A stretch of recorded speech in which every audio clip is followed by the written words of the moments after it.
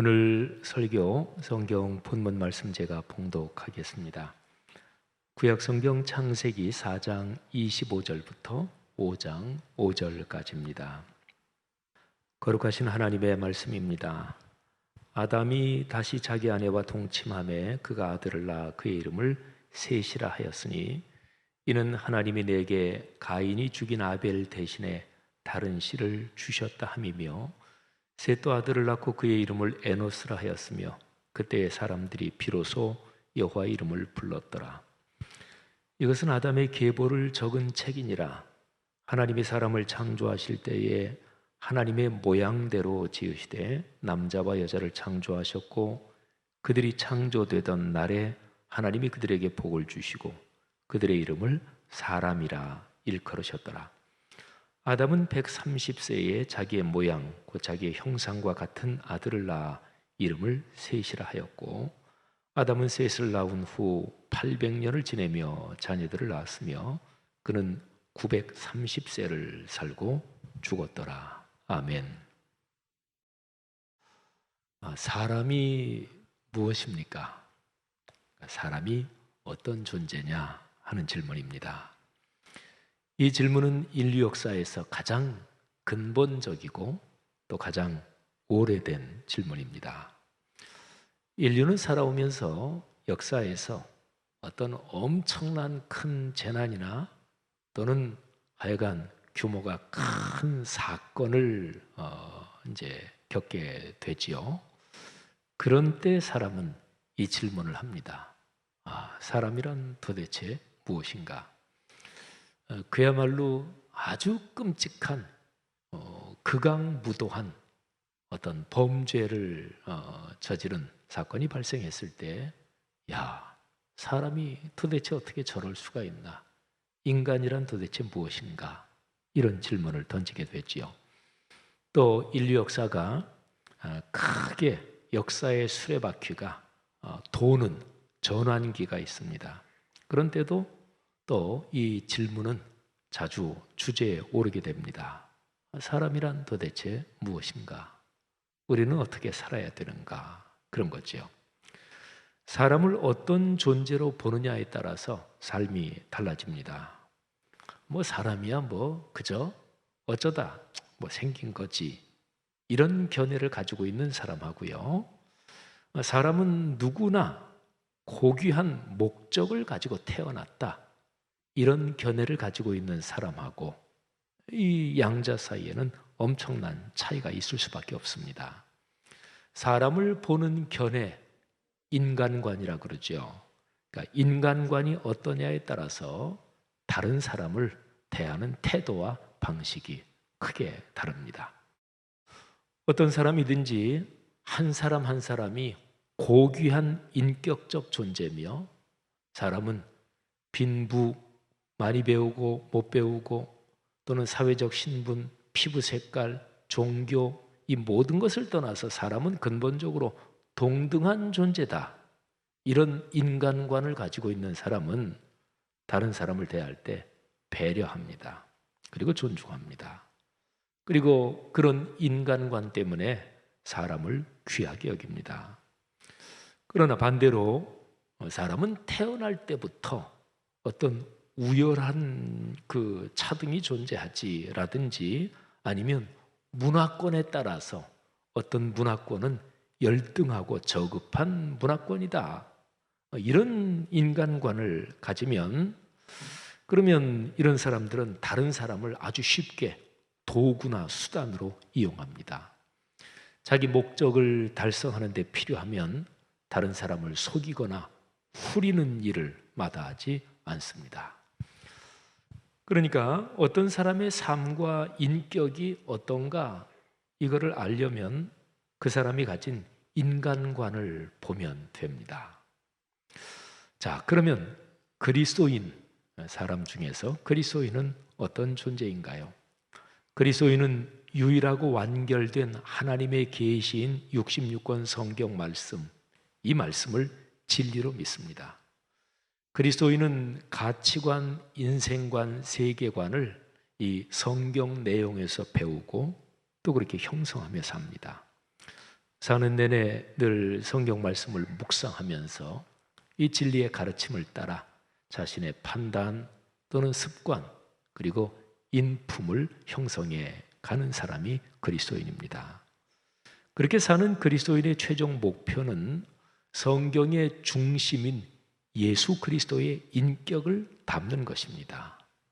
에베소서의 표현대로 하면 그리스도의 장성한 분량이 충만한 데 이르도록까지 그렇게 성숙하는 것, 이게 그리스도인 삶의 목표지요. 예수님을 닮는다, 이것을 다른 표현으로 한번 해보면 하나님께서 창조하신 사람의 본디 모습, 그러니까 타락하기 이전에 창조의 본디 모습을 회복하는 것, 이거하고 그리스도를 닮는다, 이거는 사실은 내용적으로는 같습니다. 기독교 신앙의 근본 목표가 타락함으로써 잃어버린 창조의 본디 모습을 되찾는 것이다, 이렇게 표현하면 정확합니다. 하나님의 아들 예수 그리스도께서 이 땅에 오신 목적이 바로 그것입니다. 하나님이 창조하신 본디, 그 아름답고 복된 인간 본성을 회복시키기 위해서 하나님의 독생자가 세상에 오신 거죠. 로마서 5장 15절부터 18절에 보면 제가 지금 말씀드린 이런 내용이 아주 명백하게 기록되어 있습니다.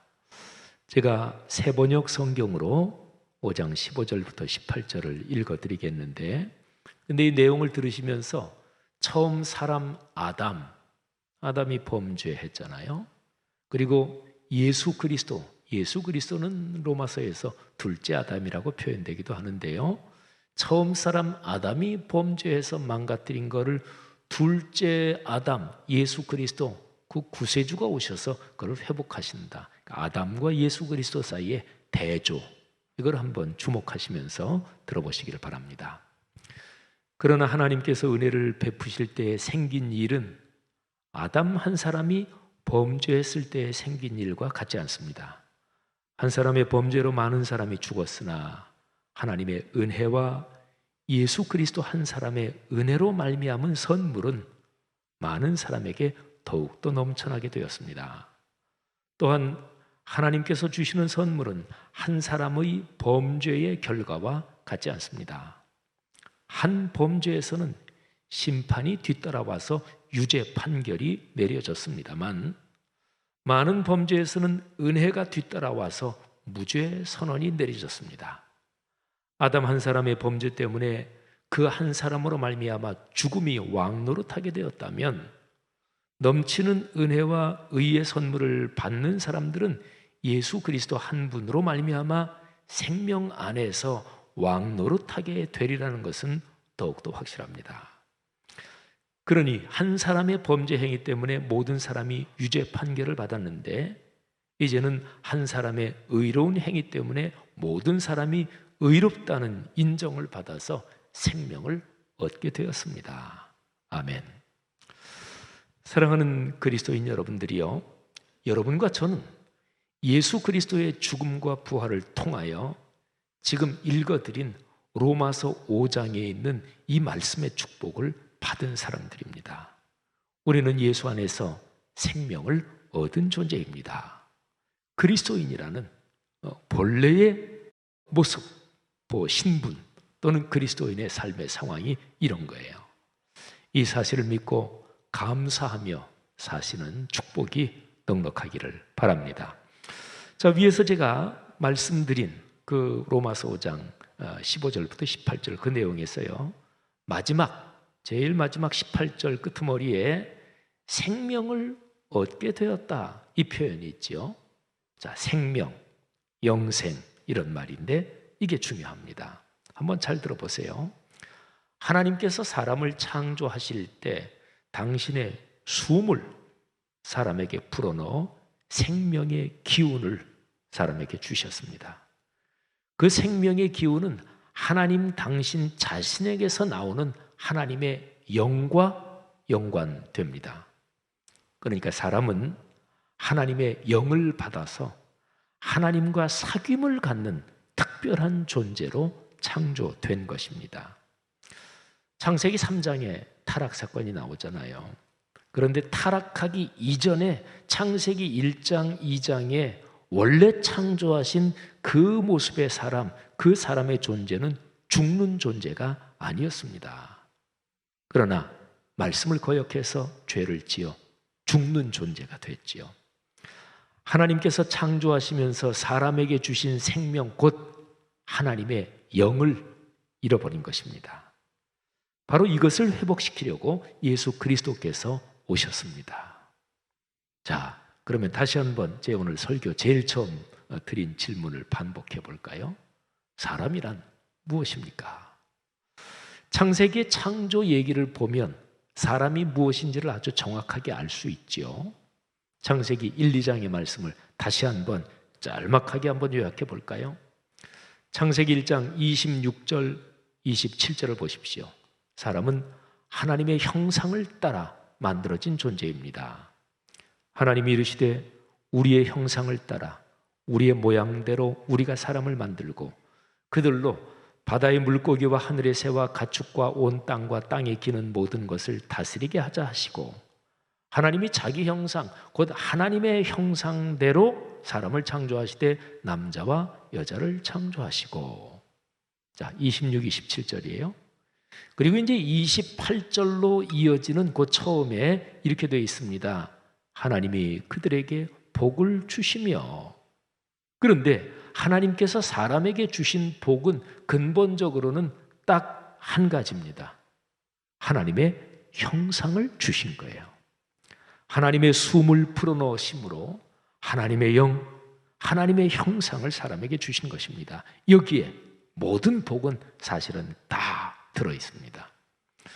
창세기 1장에 하나님이 사람을 창조하신 이 모습, 그리고 하나님이 사람을 하나님의 형상대로 창조하셨다, 이것이 2장 7절에는 그림 같은 얼른 머릿속에 장면이 떠오르는, 그렇게 다시 한번 설명이 되어 있습니다.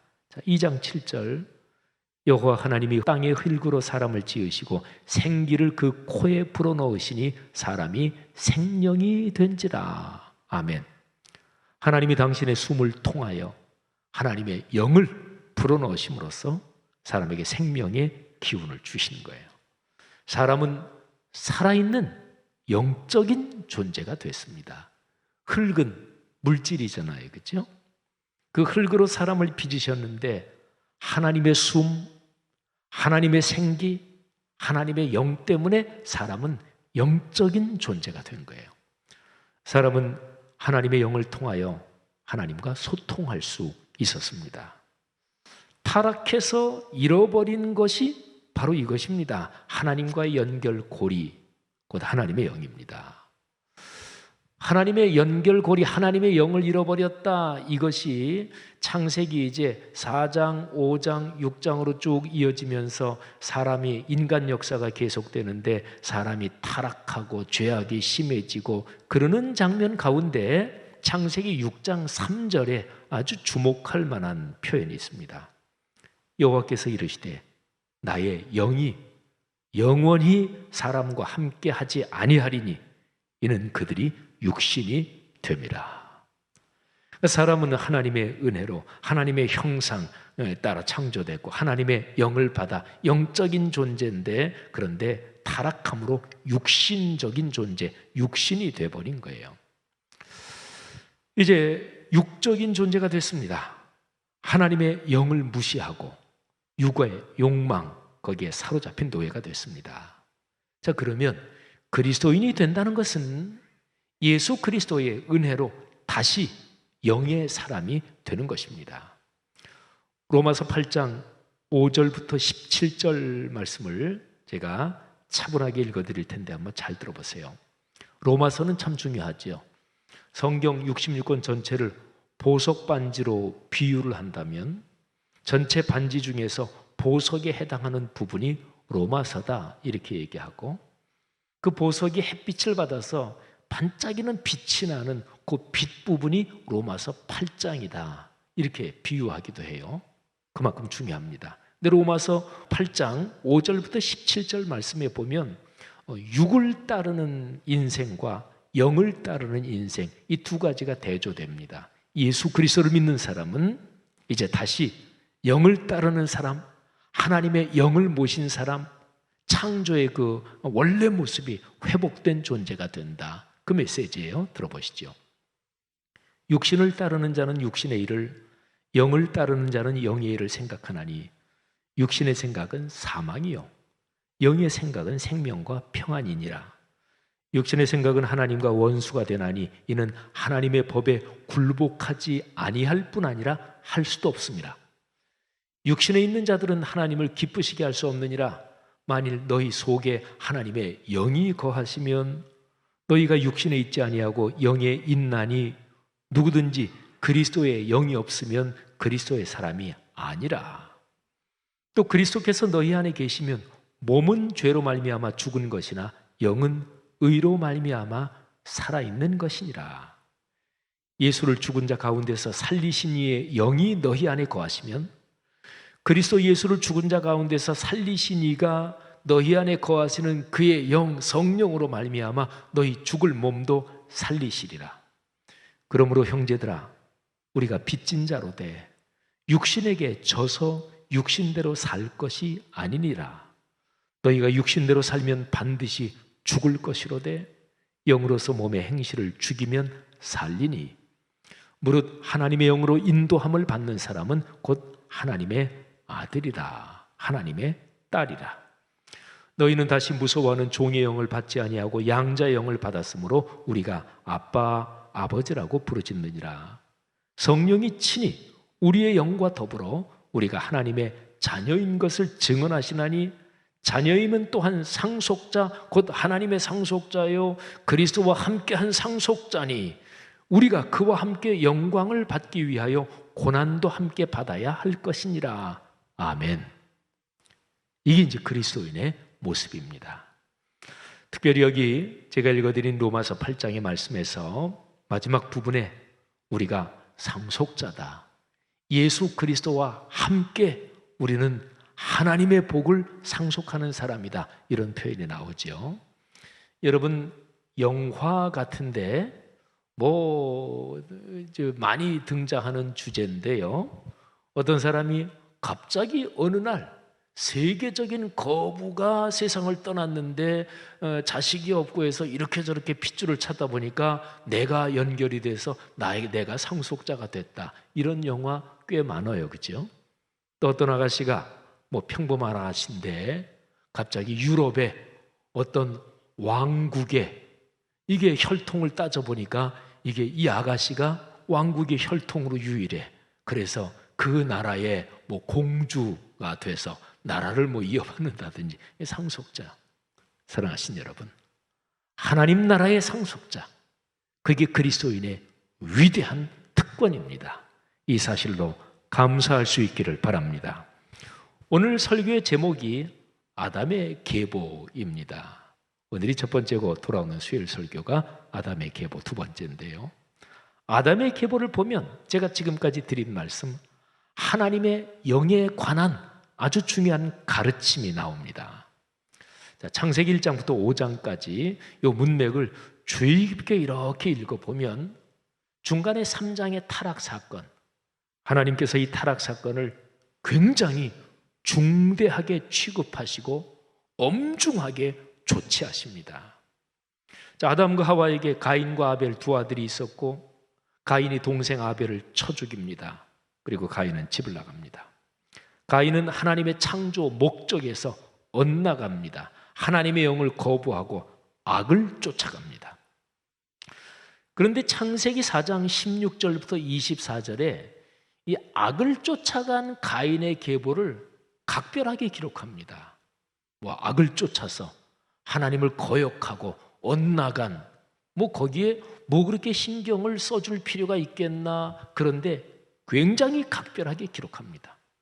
우리 예수 믿는 사람들은 가인, 악을 쫓아가는 사람, 이거를 이미 알고 있기 때문에 가인의 계보 보면서 별로 부럽거나 그러지 않을지 모르지만 일반적인 시각으로 가인의 계보, 거기에 후손들을 쭉 나온 걸 보면 무지무지하게 부럽습니다.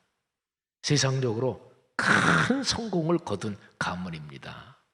하여튼 가인의 계보를 각별하게 기록해요. 근데 세상적으로는 엄청난 성공을 거둔 모두가 부러워하는 그런 가문, 그런 모습이지만 거기에 딱 한 가지가 빠져 있습니다. 하나님의 형상을 따라 지음받은 인간으로서 하나님의 영, 그게 가인의 가문에 없습니다. 그 한 가지가 빠졌지만 그런데 그 이룬 모든 엄청난 것들을 다 소용없게 만드는 그 중요한 한 가지가 하나님의 형상, 하나님의 영입니다. 그래서 가인의 계보를 24절까지 기록하고 바로 이어지는 25절, 26절 그리고 5장으로 넘어가면서 쭉 이어지는 게 아담의 계보입니다. 자, 보세요. 하나님께서 아담의 계보를 다시 세우십니다. 가인은 아담 하와의 아들이잖아요. 그런데 4장고 말미하고 5장으로 쭉 넘어가면서 보면 가인을 아담의 아들 여기에서도 아예 빼버리고 가인은 원래부터 악을 쫓아온 악의 후손이다, 이런 식으로 제외를 시켜버립니다. 그러니까 아예 처음부터 가인은 아담에게 속하지 않은 것으로 제외시킵니다. 창세기 4장 25절, 26절, 그러니까 가인의 계보 나오고 바로 그 다음에 이어지는 두 절은 하나님께서 죽은 아벨 대신에 아담과 하와에게 셋이라는 아이를 주셨다. 그리고 셋이 또 아들을 낳았는데 이름이 에노스다. 근데 에노스 때부터 아담, 셋, 에노스 이 가문에는 하나님의 이름을 부르며 예배를 드리는 이 신앙 문화가 잘 정착되기 시작했다, 이런 내용이 나와요. 자, 그런데 이제 5장 1절로 넘어가면 다시 아담, 셋, 에노스 요 계보가 나오는데 5장 1절 전반부가 의미심장합니다. 아주 의미심장하게 장중하게 이렇게 말합니다. 이것은 아담의 계보를 적은 책이니라. 자, 5장 1절 전반부예요. 그 다음에 5장 1절 후반부하고 5장 2절을 보면 거기에 하나님이 창세기 1장에서 천지를 창조하시는 그 구조가 그대로 나옵니다. 그러니까 타락 때문에 가인은 아예 빼버리고 제외시켜버리고 하나님이 천지를 다시 창조하시는 것처럼 창조하실 때 인간을 창조하시는 그 내용이 그대로 나옵니다. 한번 보세요. 자, 5장 그 2절 이하입니다. 1절 후반하고 2절. 하나님이 사람을 창조하실 때에 하나님의 모양대로 지으시되 남자와 여자를 창조하셨고 그들이 창조되던 날에 하나님이 그들에게 복을 주시고 그들의 이름을 사람이라 일컬으셨더라. 아멘. 똑같죠. 창세기 1장 26절, 27절, 28절하고 똑같아요. 그러니까 하나님이 가인을 제외시키고 타락 때문에 그걸 완전히 빼버리고 다시 지으시는 것처럼 그렇게 기록이 됩니다. 악의 하수인이 돼서 멸망의 길로 가버린 가인을 아예 지워버리십니다. 아담의 계보를 새롭게 창조하십니다. 자, 그리고 3절이 참 중요합니다. 잘 들어보세요. 아담은 130세에 자기의 모양, 그 자기의 형상과 같은 아들을 낳아 이름을 셋이라 하였고, 여러분, 창세기 사람 창조에서 가장 중요한 것이 하나님이 사람에게 당신의 형상, 하나님의 형상을 주셨다는 것이고 그건 하나님의 영이 사람 속에 산다는 거죠. 하나님께서 아담에게 주신 하나님의 형상이 아담을 통해 아들 셋에게도 이어집니다. 그리고 계속해서 인간의 출생을 통해서 하나님의 형상이 이어지는 거예요. 근데 가인의 계보에는 이 은혜가 언급되지 않는 거예요. 그러니까 창세기 4장 5장의 구절을 보면 가인의 계보를 기록하고 사회적으로는 대단할지 모르지만 하나님의 영이 빠진, 하나님의 형상이 빠져버린 거기를 아예 악적으로 대단하게 취급하는 게 사실은 아니죠. 제외시켜 놓고 그리고 다시 이제 기록하는 거죠. 가인의 계보에는 이 은혜가 언급되지 않는 것이고 적어도 유보되고 심하면 박탈됩니다. 그러니까 성경 창세기 이후에 쭉 기록된 역사에서 어떤 사람이 진짜로 악하고 독하고 하나님을 대놓고 거역한다, 그러면 그거는 가인의 계보에 속한 사람이다, 이렇게 성경의 맥락으로 해석할 수 있습니다. 자, 가인의 계보에는 이 은혜가 없는데 아담의 계보에는 타락했지만 하나님의 은혜로 하나님의 형상, 그리고 하나님의 영이 그래도 사람을 보호해 주시고 필요할 때 사람에게 나타나시는 그 복이 이어집니다. 자, 5장을 쭉 읽어보면 이제 거기에 아담부터 시작해서 셋, 에노스 쭉 해가지고 노아까지 10대 손까지 이어지는데 거기 이어지는 사람 중에서 하나님과 동행하며 살았던 에녹이 등장합니다. 에녹은 몇 세에 죽었더라 이런 말이 없어요. 하나님과 동행하다가 하나님이 에녹을 그냥 데려가셨어요. 에녹, 하나님의 형상을 따라 하나님의 영에 이끌려 산 사람 아니겠어요? 그리고 노아, 10대 손. 노아는 하나님의 말씀에 철저하게 순종하고 하나님의 말씀을 준행한 사람, 곧 노아도 하나님의 형상을 받은 사람으로서 하나님의 영에 이끌려 산 사람이지요. 물론 아담의 계보가 완전하지는 않습니다. 그러나 하나님의 섭리와 은혜로서 하나님의 영을 가진 존재로, 그리고 하나님의 형상을 따라 창조된 존재, 이 복이, 이 흐름이 이어지면서 창세기 12장에서 하나님이 아브라함을 부르시는 것이고, 아브라함을 부르시면서 다시 오실 예수 그리스도를 바라보면서 구원의 역사가 이어지는 거죠. 사랑하신 여러분, 설교 제일 처음에 제가 사람이란 무엇입니까? 이런 질문을 던졌죠. 이제 오늘 설교의 결론적인 부분으로 그리스도인이란 무엇입니까? 이런 질문을 한번 던져봅니다. 여러분과 저, 우리가 그리스도인이잖아요. 우리는 어떤 사람들입니까? 예수 그리스도를 나의 주님으로 믿고 새로운 영적인 계보에 속하게 된 사람들이 바로 우리입니다. 예수님 안에서 다시금 창조의 아름다운 복을 얻어 하나님의 형상을 따라 창조된 존재로서 하나님의 영에 이끌리며 사는 사람들, 그게 여러분과 저, 우리 그리스도인이에요. 물론 육신을 갖고 사는 동안 악한 세력이 끊임없이 우리를 유혹하며 공격하겠지만 하나님의 영이 우리를 지키시며 이끌어 주십니다. 예수 그리스도께서는 당신이 승천하시고 난 다음에 하나님의 영이 오셔서 너희 속에 같이 사실 것이다, 이 예고를 하시면서 하나님의 영을 보혜사라고 별명을 붙여주셨습니다. 하나님의 은혜로 우리를 보호하시며 이끌어 주시는 스승이다, 이런 뜻이죠. 그 보혜사 성령께서 우리와 동행하십니다. 예배의 자리에 나올 때마다 우리로 하여금 거룩한 영을 통해서 하나님의 임재와 현존을 체험하게 하시고, 그리고 하나님이 주시는 은혜, 그 은혜에 순종해서 살 힘을 다시 한번 주시는 이 은혜가 우리 그리스도인에게 이어지는 거예요.